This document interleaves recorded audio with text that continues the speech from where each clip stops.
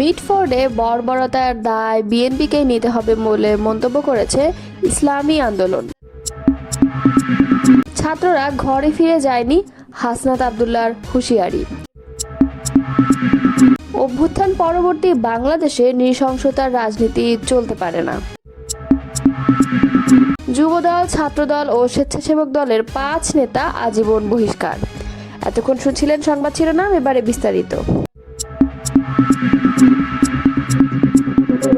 রাজধানীর পুরান ঢাকায় মিটফোর্ড হাসপাতালের সামনে ব্যবসায়ীকে নৃশংসভাবে হত্যার ঘটনায় ক্ষোভ প্রকাশ করেছে ইসলামী আন্দোলন বাংলাদেশ।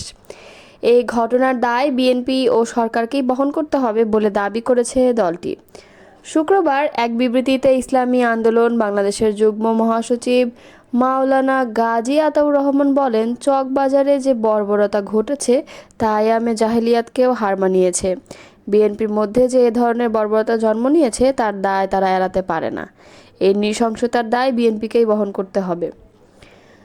ইসলামী আন্দোলনের এই মুখপাত্র আরও বলেন, গত জুলাইয়ের পরে সারা দেশের নৃশংসতা ও বর্বরতার সঙ্গে বিএনপির নাম জড়িয়ে যাচ্ছে। চাঁদাবাজি, সন্ত্রাসী কর্মকাণ্ড বিএনপির লোকেরাই করছে। শত শত খুনের ঘটনার সঙ্গেও জড়িত এই বিএনপি।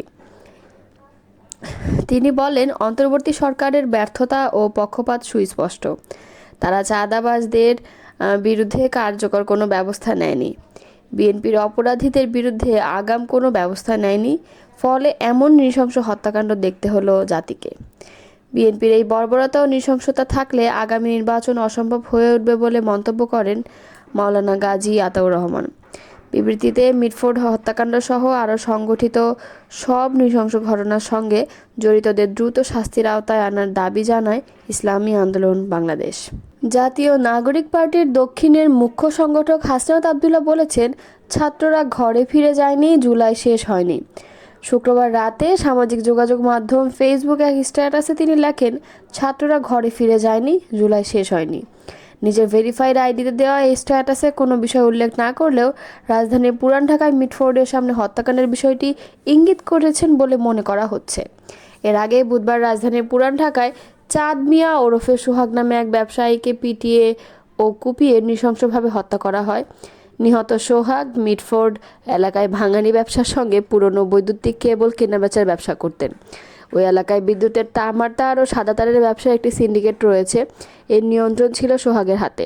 তবে নিয়ন্ত্রণ নিতে মরিয়া ছিল মহিন ও টিটু নামে আরও 2 জন। স্থানীয়দের অভিযোগ, ঢাকা 7 আসন থেকে জাতীয়তাবাদী দল বিএনপির এমপি মনোনয়ন প্রত্যাশী ইসহাক সরকারের চাঁদার লোভের বলি হয়েছেন সোহাগ। গণ অভ্যুত্থান পরবর্তী বাংলাদেশে কোনো নৃশংসতার রাজনীতি চলতে পারে না বলে মন্তব্য করেছেন গণসংহতি আন্দোলনের প্রধান সমন্বয়কারী জোনায়েদ সাকি ও নির্বাহী সমন্বয়কারী আবুল হাসান রুবেল। শুক্রবার রাতে এক যৌথ বিবৃতিতে তারা এই মন্তব্য করেন। সম্প্রতি পুরান ঢাকার সংঘটিত নৃশংস খুনের ঘটনায় তীব্র নিন্দা ও উদ্বেগ জানিয়ে গণমাধ্যমে এই বিবৃতি দেন তারা। গণসংহতি আন্দোলনের শীর্ষ নেতারা বলেন, বুধবার বিকেলে ঢাকায় স্যার সলিমুল্লাহ মেডিকেল কলেজের সামনে ভাঙাড়ি ব্যবসায়ী মোহাম্মদ সোহাগকে যেভাবে পাথর দিয়ে পিটিয়ে হত্যা করা হয়েছে তা অত্যন্ত নির্মম ও ভয়ঙ্কর। এ ধরনের ঘটনা ঘটিয়ে মানুষের মনে আতঙ্ক তৈরি করার চেষ্টা করা হচ্ছে। নেতারা আরও বলেন, মানুষের ভয়কে পুঁজি করে রাজনীতি করার যে চেষ্টা আমরা এতদিন দেখেছি তার কোনো ধরনের পুনরাবৃত্তি আমরা চাই না।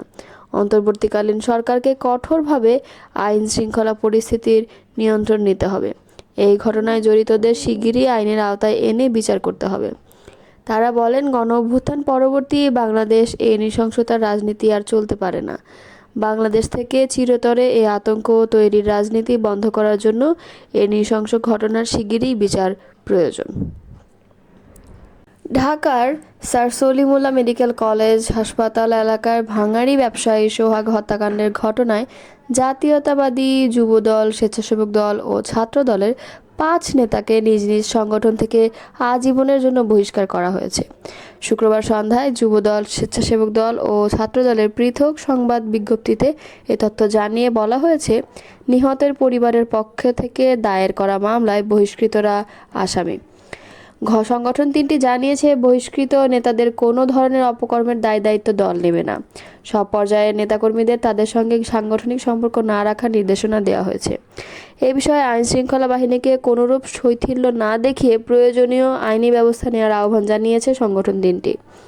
যুবদলের কেন্দ্রীয় সহ দপ্তর সম্পাদক মিনহাজুল ইসলাম ভূঁইয়ার সই করা গণমাধ্যমে পাঠানো এক বিজ্ঞপ্তিতে বলা হয়েছে, যুবদলের কেন্দ্রীয় নির্বাহী কমিটির সাবেক সহ জলবায়ু বিষয়ক সম্পাদক রজব আলী পল্টু ও ঢাকা মহানগর দক্ষিণ যুবদলের যুগ্ম আহ্বায়ক সাবাহ করিম লাকিকে প্রাথমিক সদস্য পদসহ দল থেকে আজীবনের জন্য বহিষ্কার করা হয়েছে।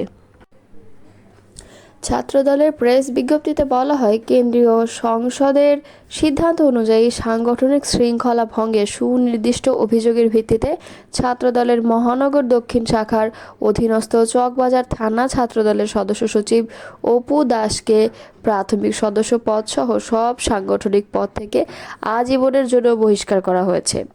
এছাড়া মাহমুদুল হাসান মাহিন 2018 সালের আগে ছাত্রদলের সাংগঠনিক কার্যক্রমে জড়িত থাকলেও দীর্ঘদিন ধরে সংগঠনের কার্যক্রমে জড়িত নেই। মাহিনকে প্রাথমিক সদস্য পদ সহ সব সাংগঠনিক পদ থেকে আজীবনের জন্য বহিষ্কার করা হয়েছে।